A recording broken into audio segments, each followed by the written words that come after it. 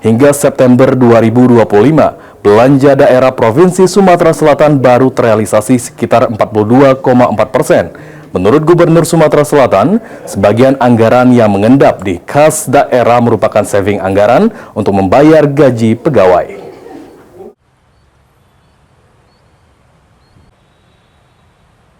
Berdasarkan data Kementerian Keuangan, realisasi belanja daerah Provinsi Sumatera Selatan hingga bulan September 2025 baru mencapai 4,5 triliun rupiah atau sekitar 42,4% dari total maksimal anggaran tahun 2025 sebesar 10,6 triliun rupiah. Alokasi belanja daerah tersebut terdiri dari belanja pegawai sebesar 1,59 triliun rupiah, belanja barang dan jasa 946 miliar rupiah, belanja modal 412 miliar rupiah, dan belanja lainnya sebesar 1,5 triliun rupiah.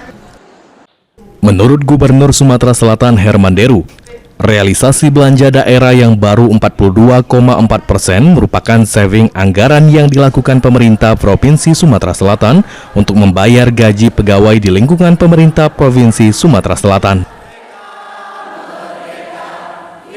Jadi tidak semua ya, jadi yang dikatakan ada uang mengendap di kas daerah itu lebih ke saving bayar gaji. Tidak mungkin kita mau biarkan semua, sementara gaji P3K, gaji pegawai negeri itu kita nggak cari aman dulu, kita amankan dulu sektor wajib itu. Paruh waktu belum lagi.